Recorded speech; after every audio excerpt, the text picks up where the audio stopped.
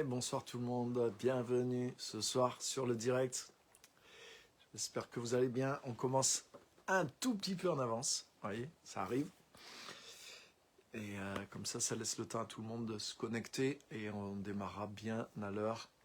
Donc bienvenue à tout le monde et bienvenue sur ce direct. Donc on est dans cette série qui s'appelle Jamais sans la grâce et je veux encore continuer à vous parler sur la grâce et aussi sur un passage qu'on a commencé déjà d'explorer.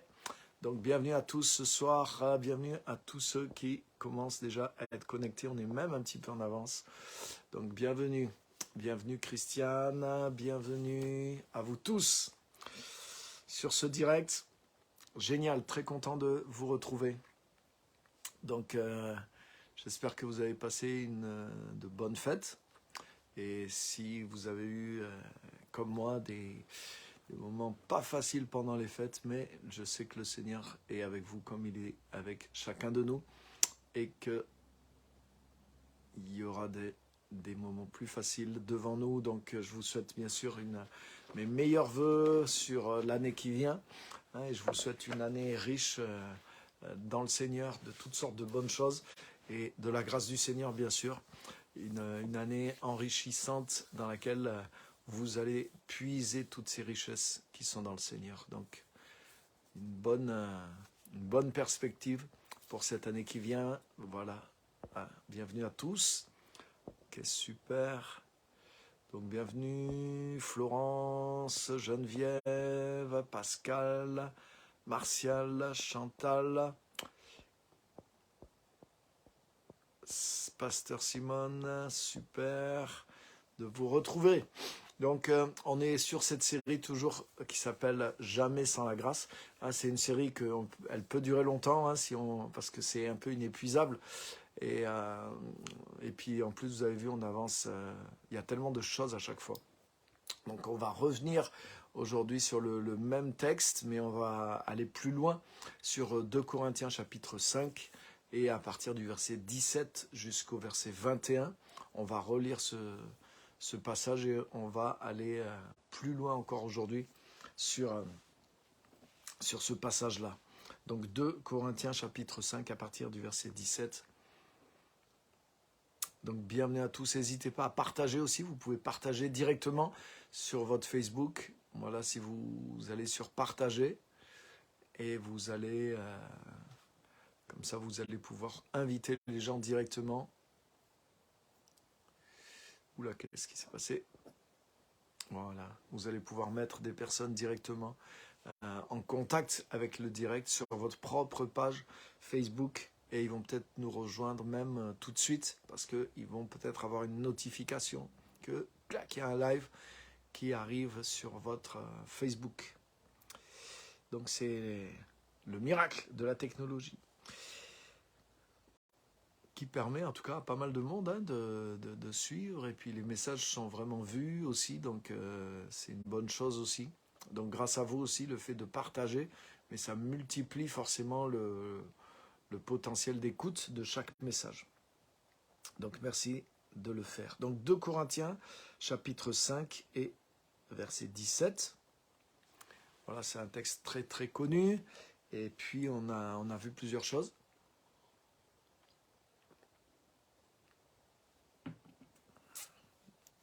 Et on va aller plus loin. Donc ce que je vais partager avec vous, c'est écrit là. C'est ceci. L'identité de juste constitue le fondement du ministère de la Nouvelle Alliance. C'est vraiment cette pensée que je veux développer ce soir. L'identité de juste, le fait que nous sommes justes par grâce, le fait que Christ nous a justifiés, nous a rendus justes. Donc je ne veux pas rentrer dans tous les détails de ce message parce qu'il y a un livre entier là-dessus. Peut-être qu'on le développera plus, mais j'en ai déjà parlé dans le live.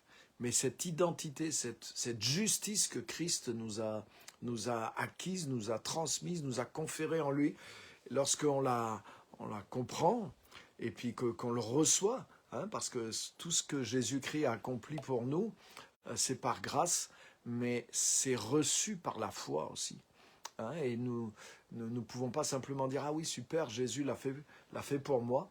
Nous devons le recevoir. Le pardon se reçoit, le salut se reçoit, la guérison se reçoit. Toutes ces choses sont acquises par la grâce de Dieu, mais tout ce qui est acquis par la grâce se reçoit par la foi aussi. Et c'est pour ça qu'on a besoin d'entendre la parole. Et la foi de Dieu nous est donnée au travers de la parole. La foi ne vient pas même de nous, hein. La Bible dit que la foi vient lorsqu'on entend cette parole qui vient de Dieu, cette parole de Christ qui nous révèle les choses. Et là, ça devient une évidence et on rentre en possession des choses.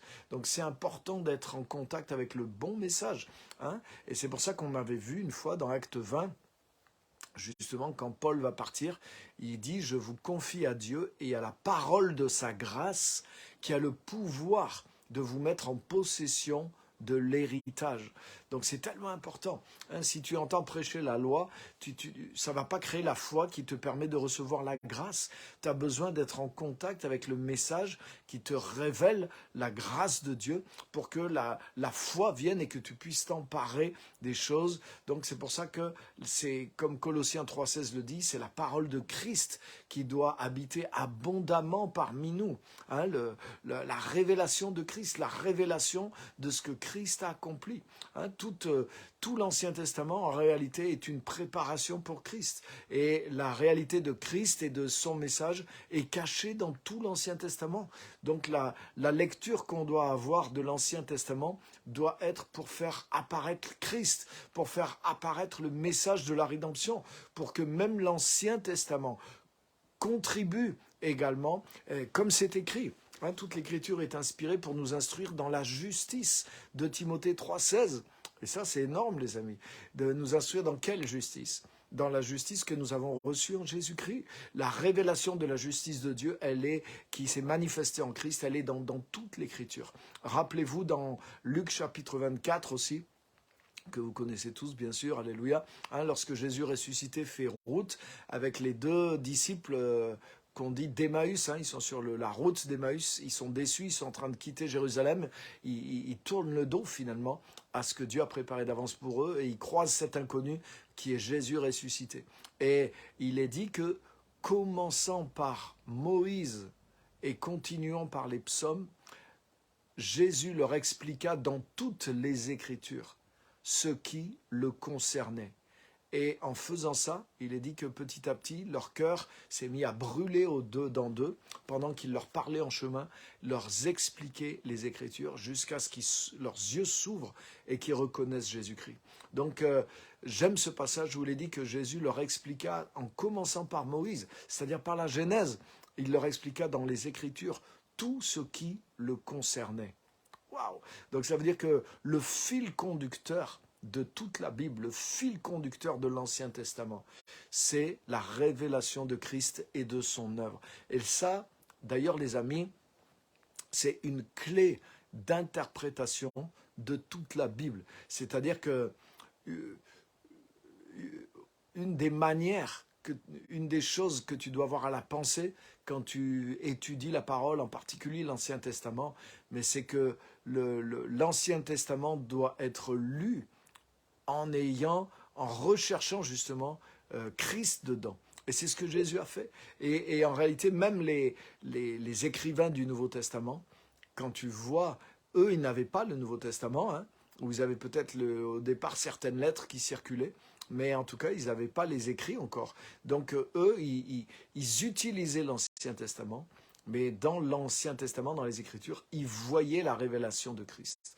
Et il y a des démonstrations extraordinaires de ça dans le Nouveau Testament lui-même. Par exemple, si tu étudies, et je t'encourage à le faire, l'Épître aux Hébreux, par exemple, mais tu verras que toute l'Épître aux Hébreux, elle est construite c'est une révélation, mais de Christ dans le psaume 110. C'est une révélation du ministère actuel de Jésus dans les cieux et c'est une démonstration, une révélation extraordinaire à partir du psaume 110. Et on voit comment l'Esprit de Christ a développé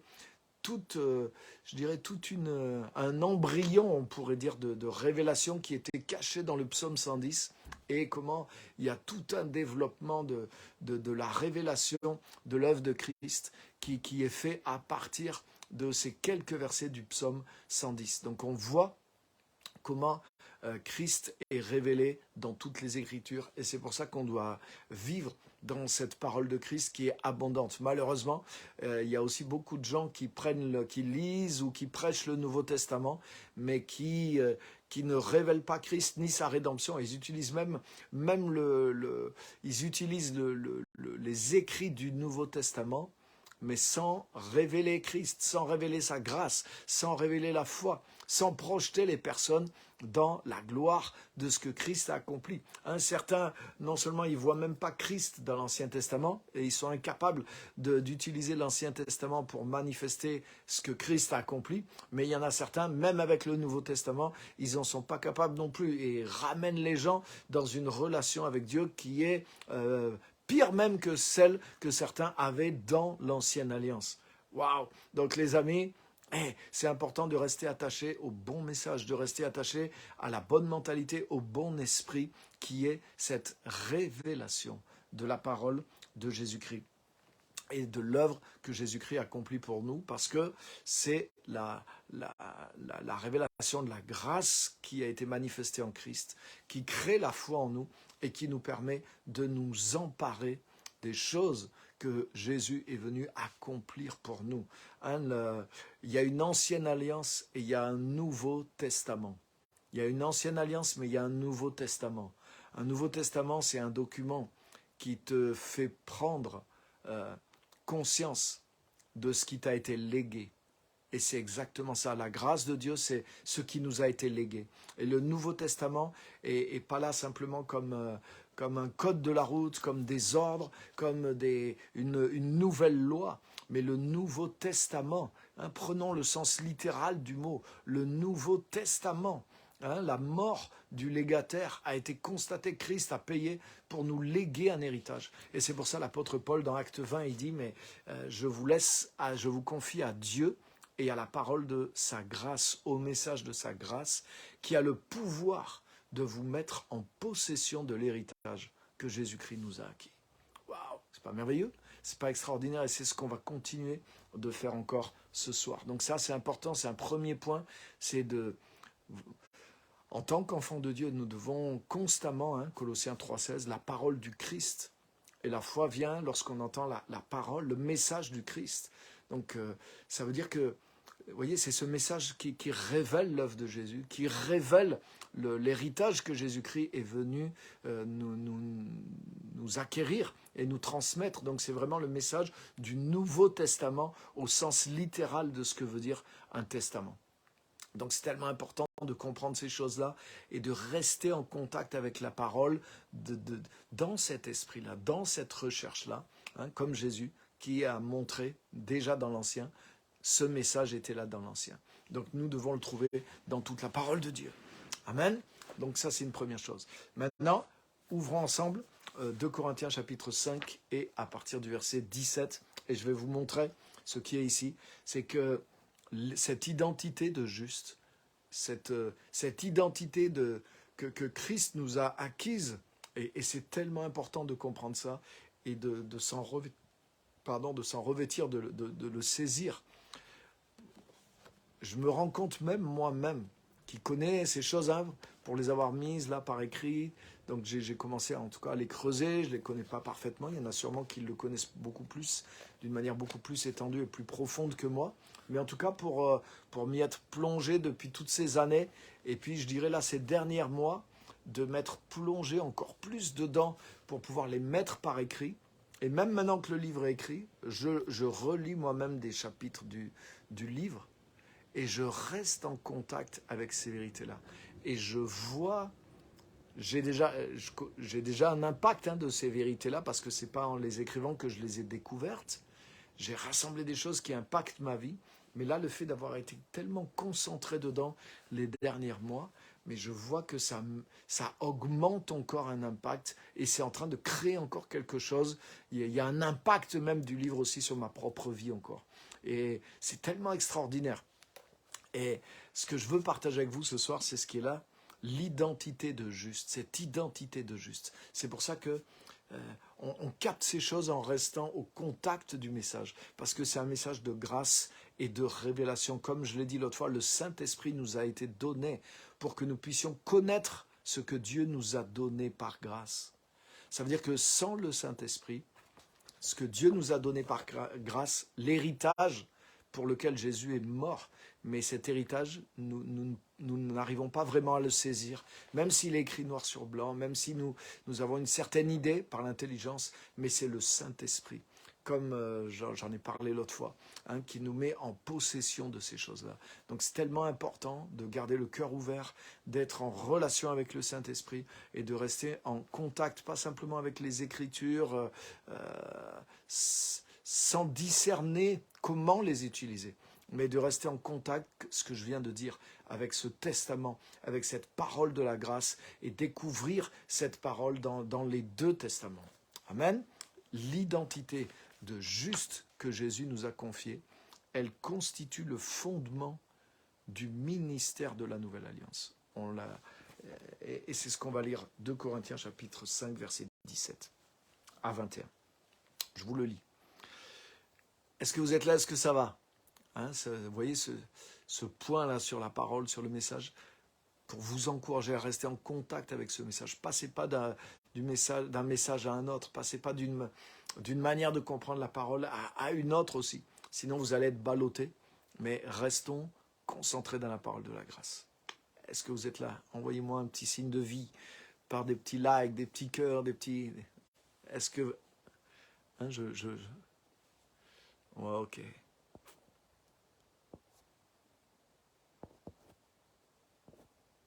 Ah, voilà, merci. Super. Vous voyez, ça me permet de voir que vous êtes bien là, que vous n'avez pas juste allumé votre live et puis que vous n'êtes pas parti faire autre chose et que je ne suis pas juste là à parler tout seul. Ok, merci pour vos réactions. Super. Bienvenue à tous ceux qui nous ont rejoints depuis tout à l'heure et qui ont partagé aussi le message. Donc je lis 2 Corinthiens chapitre 5 verset 17. Merci à tous, super. On est connecté. Si quelqu'un est en Christ, il est une nouvelle créature.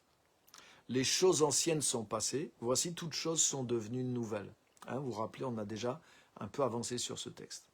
Et tout cela vient de Dieu qui nous a réconciliés avec lui par le Christ et qui nous a donné le ministère de la réconciliation. Donc on avait vu ça.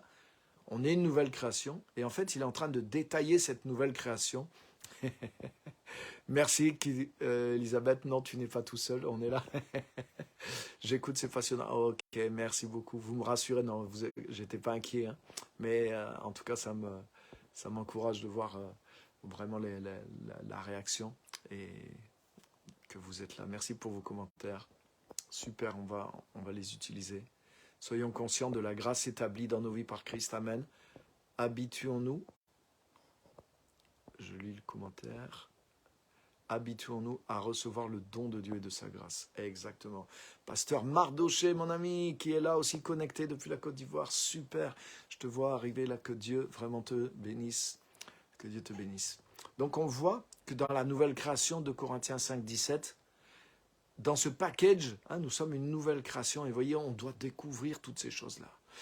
C'est pour ça que vous voyez ce que je viens de dire, de rester en contact avec le message de la grâce. Mais vous ne croyez pas qu'une nouvelle création...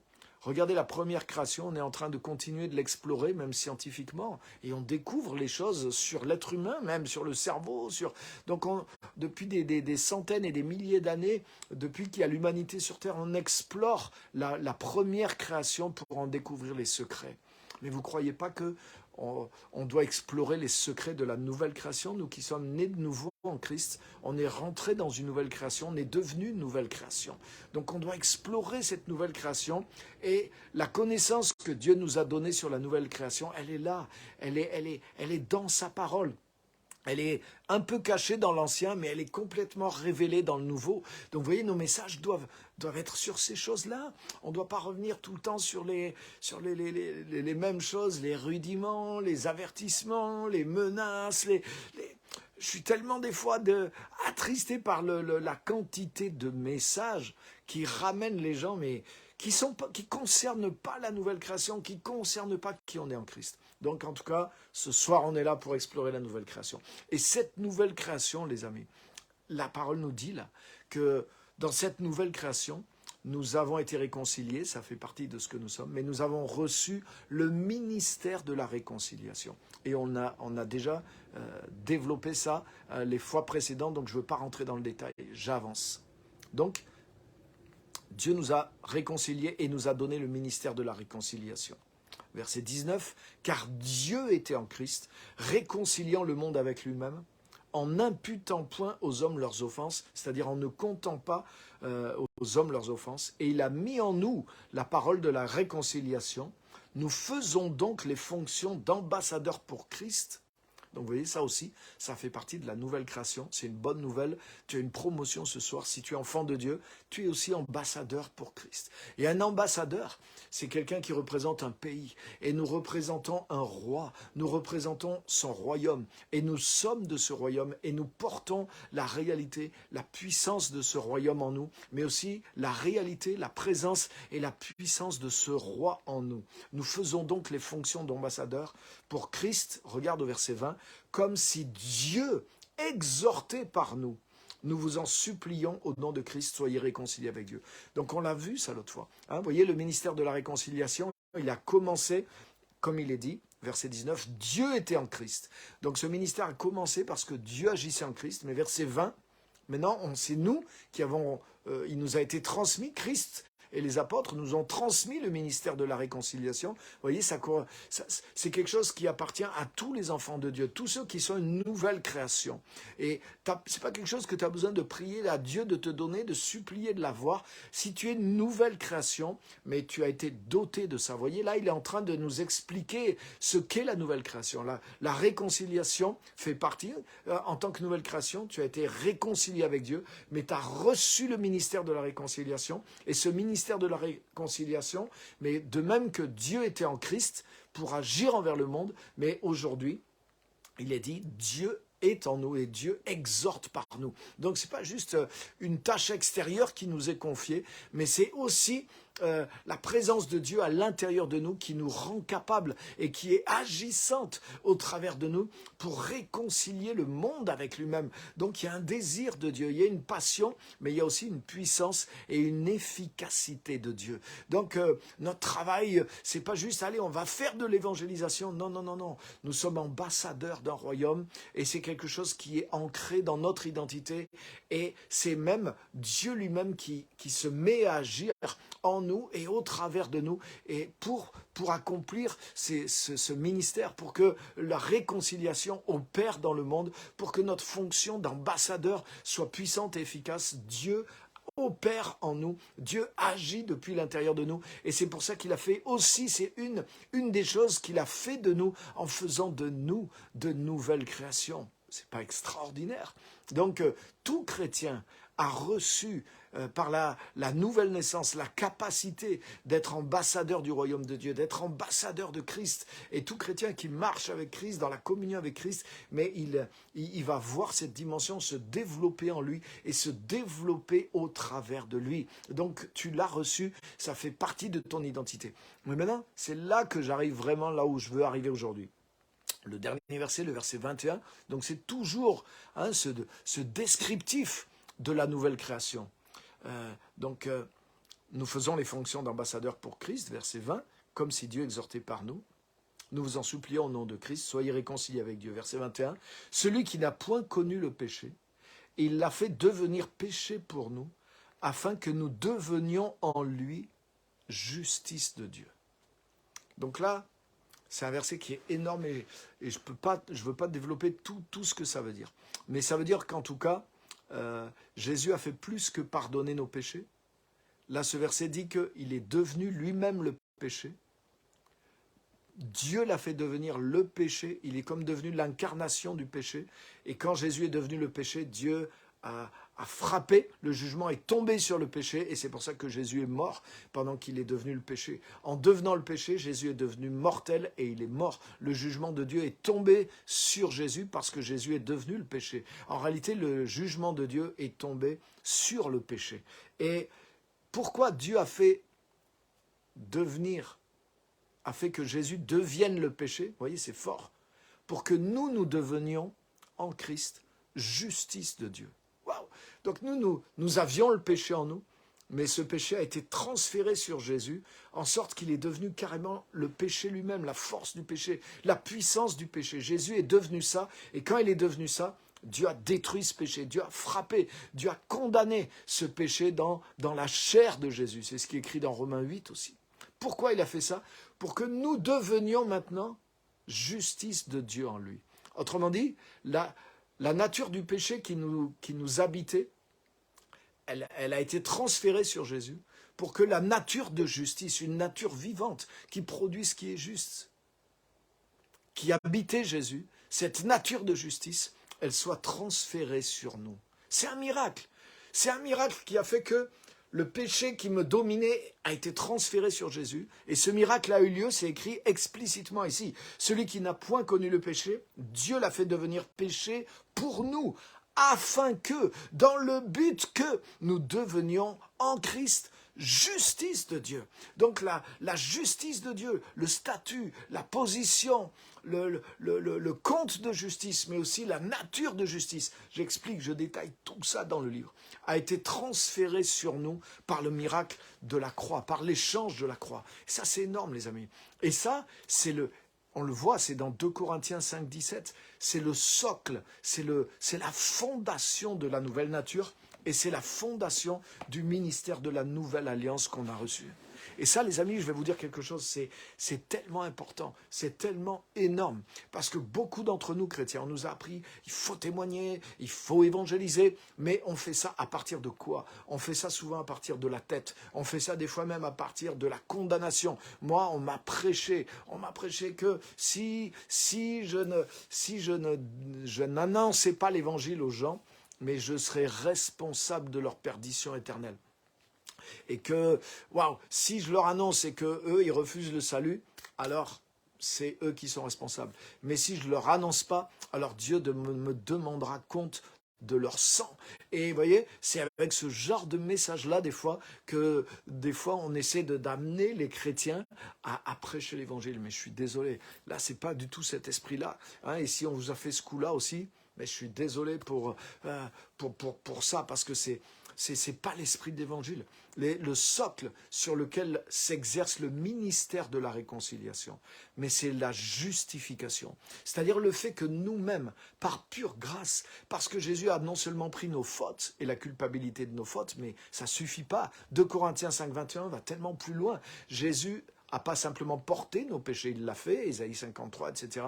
Mais là, 2 Corinthiens 5, 21, il est dit que Dieu a fait devenir Jésus péché. C'est-à-dire que Jésus est devenu comme le péché. Il est devenu le péché fait homme. Et il l'a fait devenir péché pour détruire ce péché en lui, pour que nous devenions justice de Dieu. Donc nous aussi, c'est pas simplement Dieu nous voit juste, mais on n'est pas juste. Non, parce que j'ai entendu ce message. Dieu nous voit juste au travers de Jésus. C'est beaucoup plus que ça. Non. C'est pas Dieu a vu le péché au travers de Jésus. Non, Dieu a fait que Jésus devienne le péché. Dieu a agi pour que Jésus devienne le péché. Waouh! Et il l'a fait parce que Dieu agit comme ça pour Jésus. Pourquoi? Pour que nous devenions en Jésus la justice de Dieu. Donc ce n'est pas juste quelque chose au travers duquel Dieu nous voit, c'est quelque chose que Dieu nous fait devenir. En Christ, nous sommes devenus la justice de Dieu. La justice de Dieu a pénétré. Nous sommes une nouvelle création. C'est le fondement de la nouvelle création. Dieu a arraché la nature du péché et Dieu a transplanté en nous, au travers de ce que Christ a fait, sa propre nature de justice qui est juste et qui fait ce qui est juste aux yeux de Dieu. C'est quelque chose qu'on a reçu au travers de la croix. Et tu dois le croire. Et c'est pour ça que c'est une nouvelle création. C'est pas juste un rafistolage. Jésus l'a dit, il a dit on ne prend pas un vieux vêtement, un morceau d'un vêtement neuf pour réparer un vieux vêtement, sinon ça déchire le tout. Mais excusez-moi, et il dit, mais par contre on enlève un vieux vêtement et on le remplace par un vêtement neuf. Excusez-moi, mais l'évangile qui est des fois est prêché, mais c'est du raccommodage. C'est juste, on te dit, voilà, bon, tu as été un peu pardonné, mais attention, tu étais quand même toujours un pécheur, tu es quand même toujours dans l'iniquité, il faut... tu es en rémission quelque part. Vous voyez, c'est comme si on a mis un petit peu de... On essaye de coudre un petit bout de neuf sur du vieux, mais on n'a pas complètement... Jésus n'est pas venu faire ça. Jésus est venu changer le vieux. Il est venu enlever, et il dit non, on enlève carrément le vieil habit et on le remplace par du neuf. Sinon, ça va créer de la déchirure. Et c'est ce qui se passe. C'est ce qui se passe dans la vie de beaucoup de chrétiens. Et je voudrais vous encourager à recevoir vraiment l'évangile, à vraiment recevoir la totale. Recevez pas simplement le pardon. Recevez pas simplement que Dieu vous voit juste au travers de Jésus, mais recevez que Jésus est devenu le péché pour vous. Dieu l'a fait devenir le péché parce que Dieu, au travers de ça, vous fait devenir justice de Dieu en Christ. C'est écrit. Et croyez-le, croyez entièrement l'évangile. Croyez pas juste le rafistolage, prenez pas juste une partie pour réparer le vieux, mais prenez entièrement le vêtement neuf. Une nouvelle création, ça veut dire un vêtement neuf. Les choses anciennes sont passées. Il n'est pas dit on a réparé là où c'était déchiré. Non, tout était déchiré. Tout était à changer. Dieu n'a pas fait une réparation. La rédemption, c'est pas une réparation, mais on vient de le lire. C'est une nouvelle création. Il y a eu un acte créateur au travers de l'œuvre de Christ. Donc c'est quelque chose de plus grand que ce qu'on pense. Et on doit le croire. Et le fondement de cette identité qu'on a reçue, on a vu, vous êtes une nouvelle création, les choses anciennes sont passées, toutes choses sont devenues nouvelles. On a été réconciliés, on a reçu le ministère de la réconciliation. Dans ce ministère, c'est Dieu qui opère au travers de nous, sans tenir compte aux hommes de leurs fautes aussi. Il y a un esprit de grâce là-dedans et une mentalité de grâce aussi. Et le fondement, on y arrive au verset 21, c'est pourquoi ? Parce que Christ a été fait péché pour que nous devenions en lui justice de Dieu. Donc ça, c'est la perle, c'est le must, c'est le fin du fin de la nouvelle création. Et ça, c'est énorme. Mais c'est ce qui s'est passé pour toi en Christ. Tu as été pardonné, mais plus que ça, la justice de Christ t'a été transférée sur ton compte, mais aussi dans ta nature. La nature du péché a été absorbée en Jésus, a été frappée en Jésus, pour que la nature de justice soit créée en toi. Éphésiens 4, 24 dit que nous avons été créés, donc là aussi il rejoint l'idée de nouvelle création, dans une justice et une sainteté que produit la vérité. Donc toutes ces choses-là aussi, on les retrouve dans cet autre passage aussi. Donc voilà ce qu'est une nouvelle création. Elle est sous le socle, elle est sur le socle de la justice que Dieu nous a donnée. Et les amis, sur ce socle, comme on l'a vu, on vient de le voir, je veux attirer votre attention, repose aussi le ministère de la réconciliation. Donc je reviens à ce que j'ai commencé tout à l'heure. C'est pour ça que quand on nous a envoyés prêcher l'évangile, évangéliser, mais forcé par la contrainte, ou par la menace, ou comme une activité, ou comme... Mais c'est pas étonnant que ça manque de puissance. C'est pas étonnant qu'il y a quelque chose qui ne va pas. En réalité, le ministère de la Nouvelle Alliance, c'est-à-dire cette fonction d'ambassadeur pour Christ, d'essayer d'aller réconcilier les gens avec Dieu. Mais c'est bâti, c'est une nouvelle création. Ça veut dire que c'est quelque chose que Dieu a mis en nous, c'est quelque chose qui est vivant en nous, c'est quelque chose qui est dans notre nouvelle nature et qui repose sur la justification, qui repose sur le fait que Dieu a enlevé la nature du péché et il a mis la nature de justice en nous. Et quand tu vis cette grâce, quand tu te rends compte que Dieu n'a pas tenu compte de tes péchés et que par pure grâce, non seulement il t'a pardonné, mais il t'a recréé en mettant en toi sa nature de justice qui te pousse à faire ce qui est juste, mais tu te rends compte, tu es tellement béni, tu es tellement conscient de la grâce, de jusqu'où est allée la grâce de Dieu. Mais cette conscience de la grâce parce que tu as conscience d'être devenu juste. Tu as conscience d'avoir une nature de justice. Le plus tu vis ça, le plus dans tes tripes, mais tu vas vers les autres. Et tu ne tiens pas compte de leurs péchés. Parce que tu dis, mais ils peuvent devenir comme moi. Et Christ a été fait péché pour eux, pour qu'ils deviennent justice de Dieu en Jésus-Christ. Et là, tu ressens Dieu en toi qui va vers les gens pour les supplier. Comme c'est écrit, on vient de le lire, nous vous en supplions au nom de Jésus-Christ. Soyez réconciliés avec Dieu. Donc tu n'es pas là en train de juger les autres. Oui, mais ils sont ceci, ils sont cela. Mais tu es comme Dieu était en Christ. Réconcilions le monde avec lui-même en ne comptant pas aux hommes leurs offenses.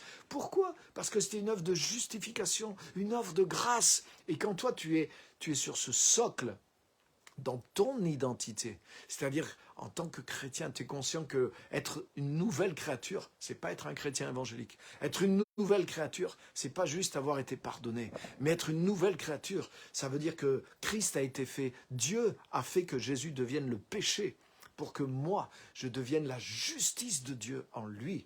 Alléluia. Et il est dit que Dieu a fait devenir Jésus péché pour que je devienne justice de Dieu en lui. Est-ce que Jésus est vraiment devenu péché? Oui, puisque le jugement de Dieu l'a frappé. Donc si Christ est vraiment devenu péché, alors automatiquement, ceux qui sont en lui sont devenus justice de Dieu, parce que Dieu a fait devenir Jésus le péché pour que nous devenions en lui justice de Dieu. Donc si la première partie est arrivée, la deuxième est automatiquement arrivée, puisque la deuxième est une conséquence de la première. Or, Christ a réellement été fait péché. C'est écrit. Et quand il a été fait péché, le jugement de Dieu est tombé sur lui. Donc le jugement de Dieu est tombé sur le péché qui était en moi. Et ce péché qui était en moi a été arraché. Et il a été placé en Jésus. Et une fois placé en Jésus, il a été frappé, il a été détruit. Et il est mort. Et la justice de Dieu qui était en Christ, elle a été transférée en moi et je suis devenu la justice de Dieu. Aussi vrai que Jésus a été fait péché, aussi vrai, si tu es né de nouveau, tu es devenu la justice de Dieu en Christ.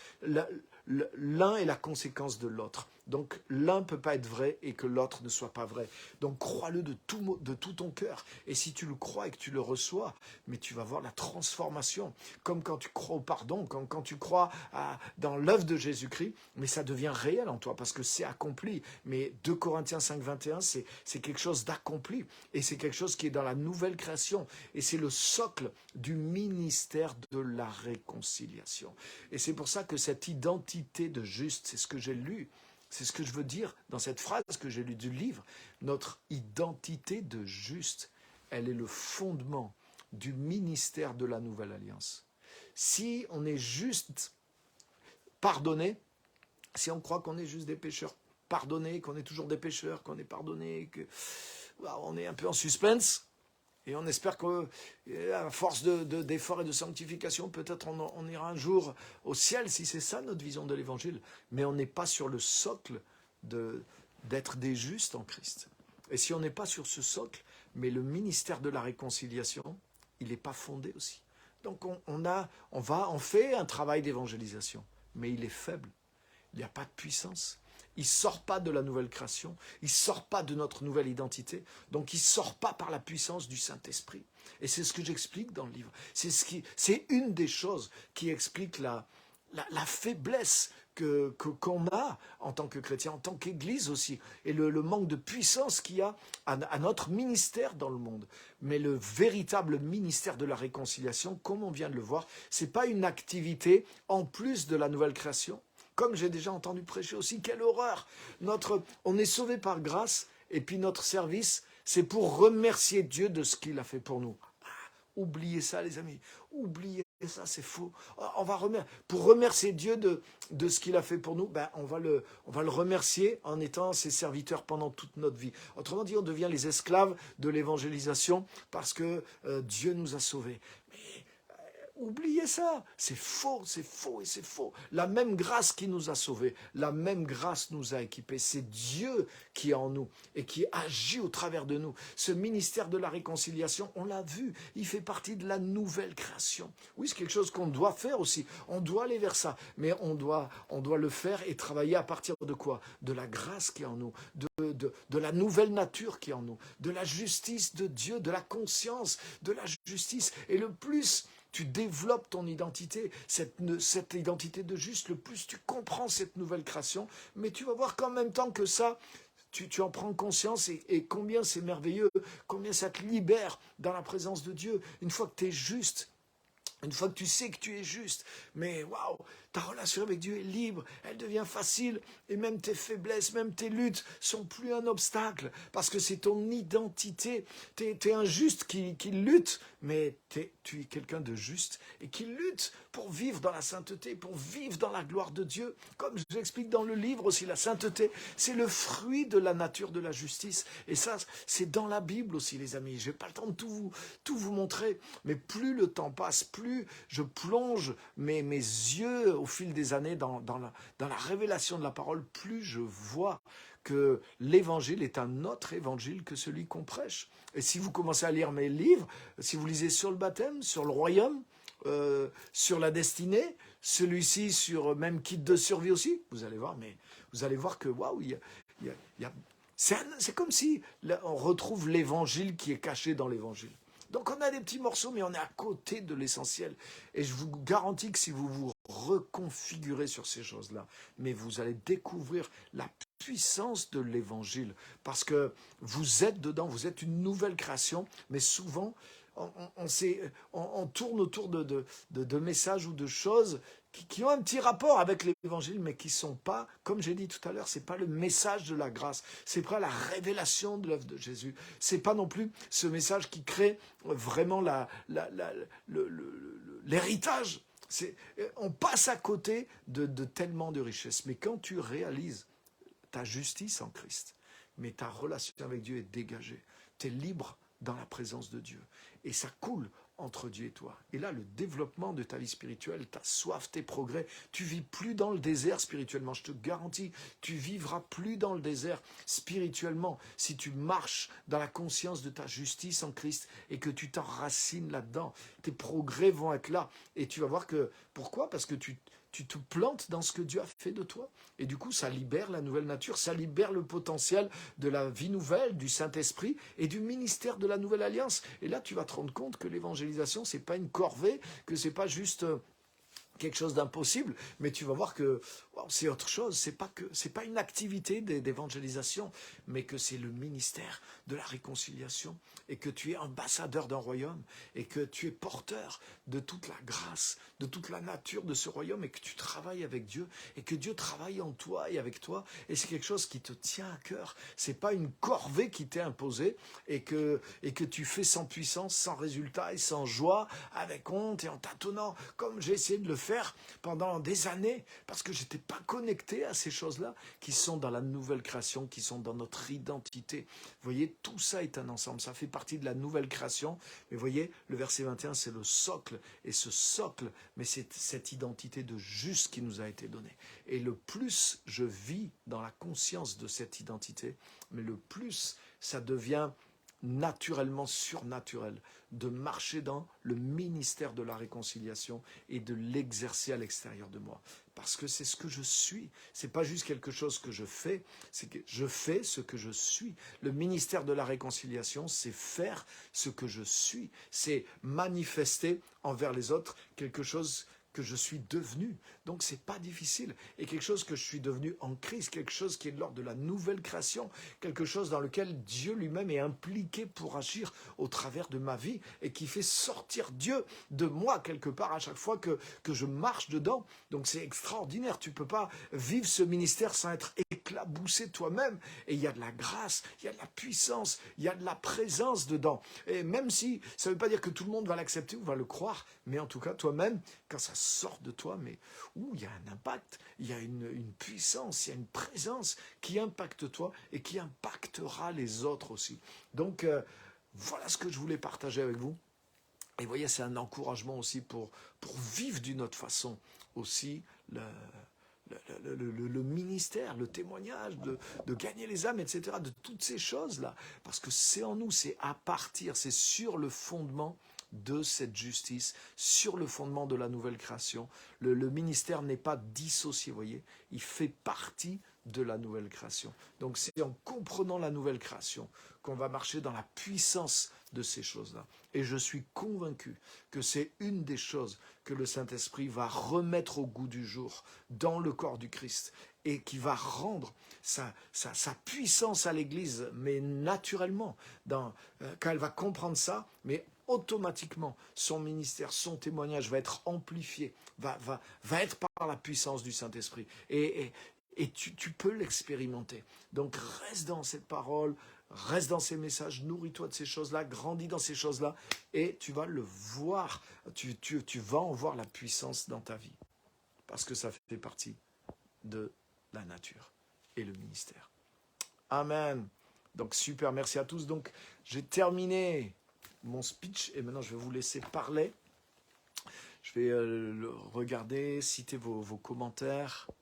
Donc il y en a plusieurs. Bienvenue à tous ceux qui nous ont rejoints. N'hésitez pas à partager le message aussi, hein, parce qu'il y a d'autres qui sont concernés. Dans l'humilité du Seigneur. Amen. Évidemment. Dans l'humilité, mais la présence et la puissance du Seigneur. Et l'hardiesse. Alléluia. Parce que tout ça, c'est l'œuvre du Seigneur en moi et qui devient l'œuvre du Seigneur à travers moi. Amen. Plus tu comprends qui tu es, plus tu veux que tout le monde connaisse Dieu. C'est une joie et pas une obligation, exactement. Et je suis sûr que vous l'avez vécu aussi, la plupart d'entre vous, quand on reçoit Christ, quand on reçoit cette connaissance, qu'on a cette rencontre avec le Seigneur, mais personne m'a dit tu dois en parler. Avant même qu'on nous prêche qu'il faut aller prêcher, mais on prêchait déjà. Et des fois même au contraire, on a besoin de nous prêcher, de le faire avec sagesse, des fois de se calmer un peu, parce que des fois on est violent dans la manière dont... Mais on peut... C'est instinctif. Quand tu as cette rencontre avec Christ, il n'y a pas besoin qu'on te dise. C'est instinctif. Donc ce que tu vis, ce que tu es, t'amène à agir. Et pourtant, tu n'y connais rien, tu ne sais pas comment faire. Et c'est bizarre, après que tu sois chrétien, que tu as toutes les techniques, que tu connais tout, tu connais la Bible, tu connais le message, mais c'est là que tu commences à être gêné, à être timide. Oui, mais moi, je ne sais pas parler, je ne connais pas assez la Bible. Mais comment tu as fait au début? Tu ne connaissais rien. Et pourtant, tu parlais de ce que tu vivais. Donc, ça veut dire que la vie, la présence, l'identité que tu recevais, mais était une meilleure qualification que toutes les théories, Donc des fois, tu sais quoi, il faut laisser un petit peu ces choses-là de côté. Et je le crois de tout mon cœur. Les amis, c'est plus le temps des théories et des stratégies. On en sait assez, et je dirais que on en sait trop. Et il y a même trop des choses qu'on sait qu'on doit oublier. Mais restons concentrés sur ce message de la grâce. Et ensuite, tu sais quoi? Passons à l'action. Agissons spontanément, à partir de la vie qui est en nous, à partir de l'instinct du Saint-Esprit qui est en nous. Et on va voir ce qu'on va voir. On va voir ce qu'on va voir. C'est exactement ça. C'est une joie. Ça vient de Dieu en nous. Ce n'est pas une obligation. Sa parole s'inscrit dans les cœurs. Exactement. Hein, une des caractéristiques de la Nouvelle Alliance, c'est que la loi, elle n'est pas dans notre tête et en train de nous... Tu dois pas, mais la loi est écrite dans nos cœurs. Donc ça ne veut pas dire qu'on mémorise la Bible à l'intérieur de nous, non.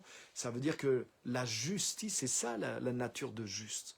Ça veut dire que la justice de la loi, c'est-à-dire que ce qui est juste, ce qui est profondément la volonté de Dieu, cette volonté qui s'est exprimée par écrit et par des commandements dans la Bible, mais cette justice, elle est écrite dans nos cœurs. C'est-à-dire que ce n'est pas des paroles, mais elle nous pousse, elle nous fait vivre, elle nous fait vibrer, elle nous amène. Donc il y a des choses, on sait la direction par les écrits, mais l'impulsion, la force et la puissance sont dans la nature de la nouvelle création. Et ça vient de cette justice de Dieu qui est en nous. La nouvelle alliance, la loi est écrite dans nos cœurs. Ça veut dire l'impulsion, le vouloir et le faire, l'envie, la capacité, la puissance, tout ça est déposé à l'intérieur de nous. Donc on doit apprendre à vivre à partir de là, à vivre à partir de cette identité, vivre dans notre relation avec Dieu en tant que juste. Et vous allez voir que ça va libérer aussi la capacité du ministère de la réconciliation aussi. Parce que c'est le socle sur lequel c'est fondé. C'est indélébile, amen, c'est gravé en nous. Et ça grandit en nous. Quelle joie de partager aux autres ce que Jésus a fait dans nos vies. C'est un plaisir et les personnes le voient. Amen, amen. C'est instinctif. Parfois, on est obligé un peu de se calmer au début. J'avais l'effet, je l'ai toujours. Exactement. Hein? Au début, waouh, c'est...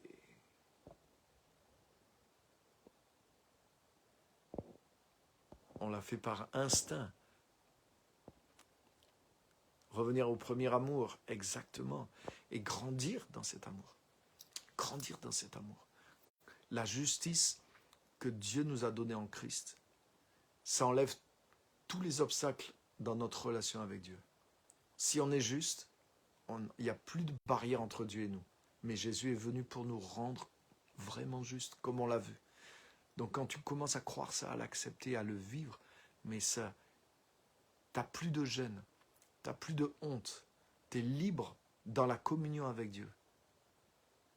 Et du coup, ta relation avec Dieu, elle devient beaucoup plus puissante, beaucoup plus constante, beaucoup plus quotidienne. Parce qu'au lieu de te mettre tout un tas de fardeaux, de te croire toi-même que tu as des obstacles, que tu ne peux pas être proche de Dieu parce qu'il y a ceci, parce qu'il y a cela, au lieu de te voir comme un problème, mais tu te vois dans ce que Dieu a fait de toi. La justice de Dieu en Jésus-Christ, ça ne veut pas dire que tu es parfait, mais ça veut dire que tu as une nature de justice qui te permet de travailler à ton amélioration et à ta perfection. Et pour Dieu, le compte est réglé une fois pour toutes au travers de ce que Jésus-Christ a fait. Il t'a rendu juste une fois pour toutes. Il a été fait péché une fois pour toutes pour que tu deviennes juste en lui. Et tu es juste en Jésus-Christ. Tu as cette nature, tu as cette identité. Donc, tu es sans honte, tu es sans obstacle avec Dieu. Et du coup, ta relation avec Dieu, tu es en haut débit dans la relation avec Dieu. Du coup, tu vis dans l'esprit, tu vis dans la communion, tu vis dans la présence. Et ce ministère, tu l'as à fleur de peau parce que tu es libéré dans ta relation avec Dieu. C'est tellement important de saisir cette grâce de la justice qui est en Christ. Le ministère vient de ça. La capacité de Christ, la nouvelle création, vous voyez, tout va ensemble. Et c'est ça qui fait qu'il y a de la puissance, non seulement dans ma vie personnelle avec Dieu, mais dans ce ministère de réconciliation. Génial.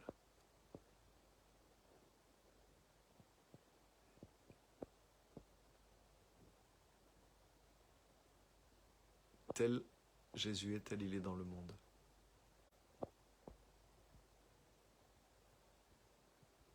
Ok, super pour le livre aussi qui est envoyé. Bienvenue à tous. Plus de culpabilité. Amen. Plus de condamnation. Romains 8, 1. Il n'y a donc maintenant aucune condamnation pour ceux qui sont en Jésus-Christ. Mais pourtant, les amis, moi en tant que chrétien, combien de... J'ai vécu plus le sentiment de condamnation en tant que chrétien qu'en tant que non-chrétien. Et quand je faisais toutes sortes de bêtises, eh ben, ma conscience était moins... Bien sûr, je n'y voyais pas clair, mais quand même, il y a quelque chose qui n'est pas normal. En tant qu'enfant de Dieu, mais on devrait être dégagé de la culpabilité. Et ça, c'est la conscience de la justice. Bien sûr, si on ne marche pas vraiment, si on ne marche pas avec Dieu, qu'on n'obéit pas, qu'on n'aime pas le Seigneur, c'est normal qu'on se sente mal dans notre conscience. Mais si, normalement, un enfant de Dieu, mais il n'a que le désir de plaire à Dieu et d'obéir à Dieu. Un enfant de Dieu en bonne santé spirituelle, qui marche normalement. Oh, il n'est pas parfait, mais il est de tout son cœur avec Dieu tous les jours de sa vie. C'est juste ça qu'on lui demande. Et il va progresser. Mais tous ces enfants de Dieu-là, s'ils comprennent le message de la justification, ils vont vivre sans condamnation. Ils vont vivre avec la conscience de la justice. Nous devons nous débarrasser de la conscience du péché en tant qu'enfants de Dieu et vivre dans la conscience de la justice. Ça, j'explique tout ça aussi dans le livre. Et c'est énorme. Et le fait que j'ai compris ces choses, que j'ai échappé à tout ce légalisme, à toute cette condamnation qui est dans l'Église, et que j'ai pu grandir dans la vie nouvelle d'enfant de Dieu, mais je vous garantis que ça a commencé à changer ma vie vraiment, réellement. Et il y a un impact fort aussi qui grandit de plus en plus aussi dans le ministère, aussi dans la présence du Saint-Esprit. Si La Bible dit que si notre cœur nous condamne, nous n'avons pas d'assurance devant Dieu, ni dans nos prières, ni dans nos actions. Et que notre cœur nous condamne, ça ne veut pas dire qu'on a fait quelque chose de mal. Ça veut dire simplement notre cœur nous condamne. À tort, ça peut être à tort. Et c'est pour ça qu'il dit, Dieu est plus grand que notre cœur. Et il connaît tout. Mais si tu comprends pas la justification, tu sais quoi, le diable va t'accuser. Le diable va t'amener toujours des raisons sur lesquelles tu vas te condamner. Et si ton cœur te condamne, c'est toi qui te sors de l'assurance. C'est toi qui te sors de ce ministère du Saint-Esprit. C'est toi qui te sors de la présence de Dieu, etc., etc., etc. Et waouh, là, il y a vraiment quelque chose dans lequel on doit changer parce qu'il y a beaucoup une grande majorité même de chrétiens sont pris dans les liens de la culpabilité, de la condamnation, à tort, à tort, à tort. Oui, il y en a certains qui sont dans une vraie culpabilité parce qu'ils désobéissent à Dieu ou ils vivent n'importe comment. Il y en a, mais il y en a beaucoup. Ils sont pris à tort et ils sont enfermés dans la culpabilité, toutes sortes de messages, etc. Ils n'ont pas encore saisi la justification. Et c'est pour ça que le ministère de la réconciliation, il est lié aussi. Parce que le ministère de la réconciliation qui sort des chrétiens, il vient, comme on l'a vu, à partir de cette position de juste. Il y a une grande puissance qui est là-dedans. Donc merci à tous pour vos commentaires. Ouais, il est très facile pour l'homme de reprendre ce chemin de condamnation. C'est tellement vrai. C'est tellement vrai. Alors que Jésus est venu pour l'inverse. Vous voyez, comment ça se fait que ça crée la culpabilité, la condamnation sur les chrétiens, alors que Jésus est venu pour enlever le péché du monde. Il est venu enlever la condamnation. Et malgré... Même nous, on devrait se dire, mais il y a un truc de bizarre. On se retrouve avec l'effet inverse pour lequel Jésus est venu. Donc ça veut dire qu'il y a quelque chose qui ne marche pas. Ça veut dire qu'on est en train de mal utiliser l'évangile. C'est clair et net. C'est clair et net. C'est ceux qui ne connaissent pas Christ qui devraient être dans la culpabilité du péché. Pas nous. Mais force est de constater que beaucoup, ça veut dire qu'il y a quelque chose qui... Wow, et c'est clair, il manque ce message-là.